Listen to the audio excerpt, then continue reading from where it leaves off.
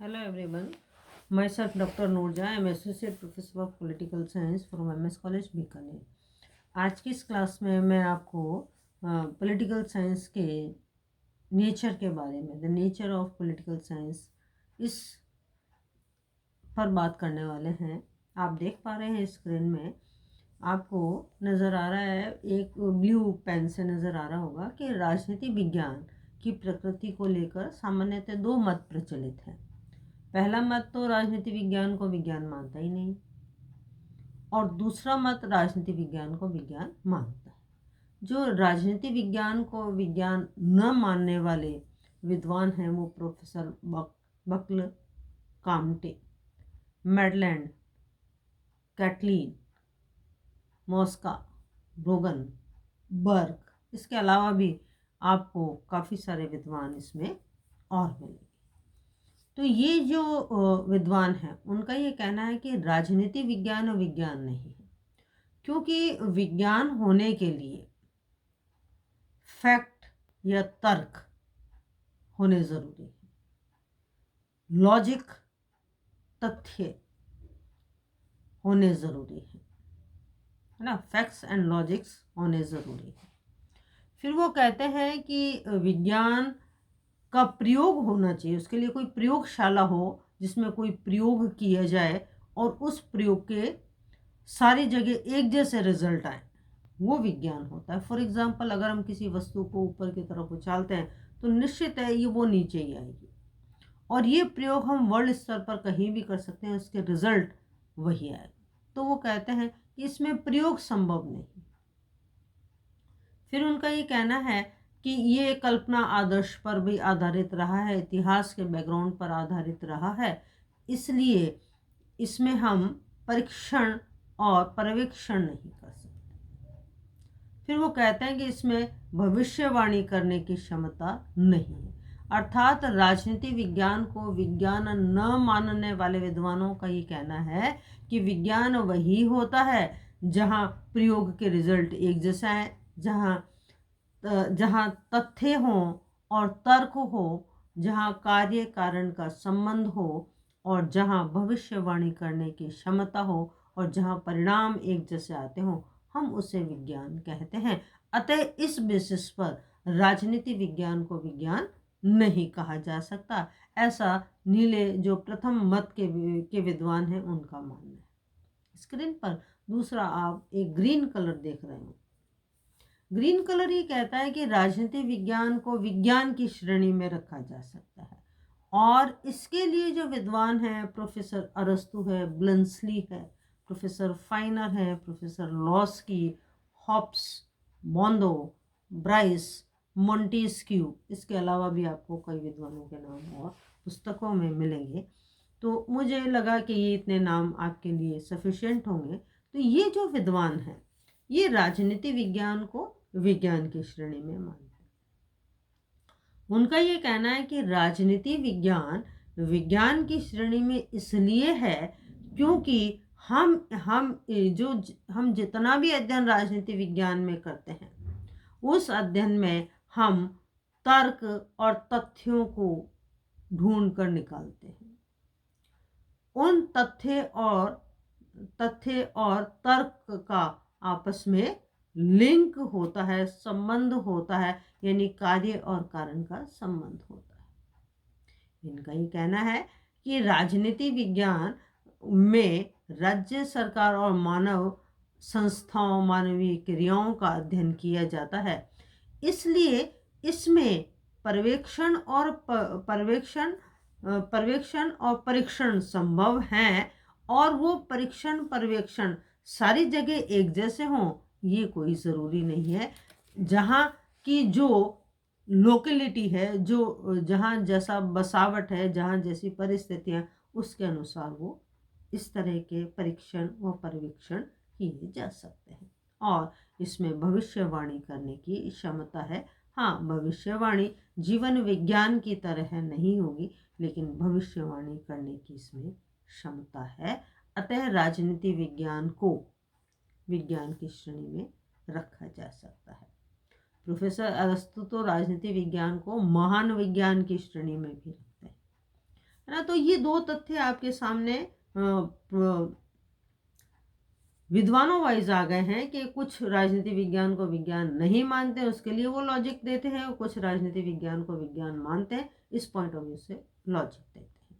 ये विद्वानों के मत आ गए। अब हम, अगर आप स्क्रीन पर रेड कलर देख रहे होंगे तो आपको लग रहा है कि विज्ञान फिर क्या है ना। एक सामान्य सी बात हमारे दिमाग में आ जाती है कि विज्ञान है और नहीं है, ये झगड़ा हमें नजर आ रहा है, लेकिन ये एक्चुअल में विज्ञान के लक्षण क्या होते हैं। तो लक्षण में उन्होंने कहा कि क्रमबद्ध ज्ञान होना चाहिए सामग्री में, अर्थात सामग्री से यहाँ तात्पर्य है अध्ययन सामग्री। अध्ययन सामग्री में स्थायित्वता एवं एक रूपता होनी चाहिए, तर्क मान्य होने चाहिए और तथ्य होने चाहिए, कार्य एवं कारण से संबंध स्थापित होना चाहिए, पर्यवेक्षण एवं परीक्षण संभव होना चाहिए और भविष्यवाणी करने की क्षमता होनी चाहिए। ये विज्ञान के लक्षण है ना, विज्ञान होने के लक्षण है। अब हम बात करें कि क्या राजनीति विज्ञान में ये सारी चीजें उपलब्ध हैं, तो हमारा जवाब क्या, हमने जब परंपरागत और आधुनिक दृष्टिकोण दोनों पढ़ लिया है, उसको पढ़ने के बाद हम जवाब के लिए एक बार ठिठकेंगे कि विज्ञान से यहाँ क्या मतलब। यहाँ देखिए, ये एक बात आती है कि सामान्यतः परंपरागत दृष्टिकोण में हमने क्या पढ़ा कि अरस्तु के अलावा जो विद्वान रहे, उन्होंने ज़्यादातर क्या किया, आदर्श और कल्पना के आधार पर अपने अध्ययन किए, और उन अध्ययनों में क्रमबद्धता हो, सामग्री में स्थायित्वता हो, वो लॉजिकली भी हो, कार्य कारण से संबंध स्थापित करने वाली भी हो, उसमें परीक्षण और पर्यवेक्षण की संभावना भी हो। ऐसी स्थितियां कंटिन्यू लगातार हमें नजर नहीं आती। अरस्तु के राजनीति विज्ञान के विचारों का अध्ययन करने में हमें ये चीजें नजर आती हैं, लेकिन सारे विद्वानों में नजर आए ये हमें नजर नहीं आए। तो अब हम ये देखते हैं कि लेकिन आधुनिक दृष्टिकोण का जब हमने अध्ययन किया तो हम बिल्कुल इस बात से कंफर्म है कि ये सारे लक्षण जो आप रेड कलर के मार्क से लिखा हुआ देख रहे हैं, ये सारे लक्षण राजनीति विज्ञान के आधुनिक दृष्टिकोण में स्पष्ट नजर आते हैं कि वहाँ जो भी अध्ययन किया जाता है वो अध्ययन क्रमबद्ध होता है ना, और जो अध्ययन सामग्री है उसमें स्थायित्वता और एक रूपता नजर आती है। जो सामग्री उपलब्ध है उसमें लॉजिक और फैक्ट्स यानी तथ्य हैं और तर्क भी है। जो भी घटनाएं घटित घटनाओं पर अध्ययन किए गए आधुनिक दृष्टिकोण में, उन्होंने कारण बताया कि इन कारणों से घटनाएं घटित हुई और इन कारणों के समाधान के लिए इन कार्यों को किया जा सकता है, यानी कार्य एवं कारण में संबंध स्थापित हमें नजर आता है। पर्यवेक्षण एवं परीक्षण की संभावना, यानी जो भी का अध्ययन किया जा रहा है उस अध्ययन सामग्री में सत्यता कितनी है और क्या उस सत्यता के आधार पर उस पर कोई एक्सपेरिमेंट किए जा सकते हैं, परीक्षण किया जा सकता है। तो ये परीक्षण भी उसमें संभव है, और परीक्षण के लिए गणितीय फॉर्मूले, तालिकाएं, ग्राफ, इस तरह की कई और टूल्स राजनीति विज्ञान में उपलब्ध हैं। अतः पर्यवेक्षण और परीक्षण इसमें संभव है। अगली बात आ जाती है कि इसमें भविष्यवाणी करने की क्षमता है। हम इसमें फोरकास्ट कर सकते हैं और भविष्यवाणी के आधार पर ये बताया जा सकता है कि अमुक राजनीतिक व्यवस्था की स्थिति आज ये है और आने वाले समय में ये होगी, या चुनाव हो रहे हैं तो उस पर भविष्यवाणी की जाती है, और चुनाव है उस पर भविष्यवाणी की जाती है, कोई नया कानून आने वाला है उस संबंध में फीडबैक लेकर और जो उसको स्थापित करने के प्रयास किए जाते हैं, वो सारे जो चीज़ें हैं वो भविष्यवाणी के आधार पर हम उदाहरण के रूप में देख सकते हैं। तो मैं आपको ये स्पष्ट कर देना चाहती हूँ कि राजनीति विज्ञान है और इसमें ये सारी चीज़ें उपलब्ध हैं जो आप रेड मार्क पर देख रहे हैं। एक छोटी सी बात और आ जाती है कि क्या राजनीति विज्ञान जीवन विज्ञान की श्रेणी में रखा जा सकता है। जीवन विज्ञान की श्रेणी में राजनीति विज्ञान को रखे जाने को लेकर बहुत सारी चीज़ें हमारे सामने हैं। जैसे राजनीति विज्ञान का जो अध्ययन क्षेत्र है वो मानव और मानव का व्यवहार है, मानव की संस्थाएं हैं, है ना। और मनुष्य की राजनीतिक संस्थाएं, मनुष्य का राजनीतिक व्यवहार हर देश में एक जैसा नहीं होता। हर देश का अपना अलग अलग संविधान है, अलग अलग राजनीतिक संस्कृति है, अपना राजनीतिक विकास है। वो अपने अध्ययनों को अपनी आवश्यकताओं के अनुसार करते हैं। हर देश की अपनी राजनीतिक व्यवस्था, अलग राजनीतिक व्यवस्था है। कुछ देशों ने अपने आप को संसदात्मक घोषित किया है लोकतंत्र में, किसी ने अपने आप को अध्यक्षात्मक, किसी ने स्वयं को एकात्मक के रूप में स्थापित किया है और किसी ने संघात्मक के रूप में, किसी ने एकात्मक संघात्मक दोनों गुणों को सम्मिलित किया है। कुछ देशों ने अपने आप को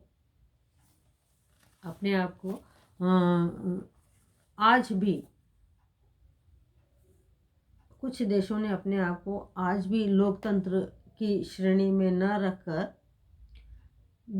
आपके धार्मिक व्यवस्थाओं के आधार पर स्वयं को स्थापित करने का प्रयास किया है।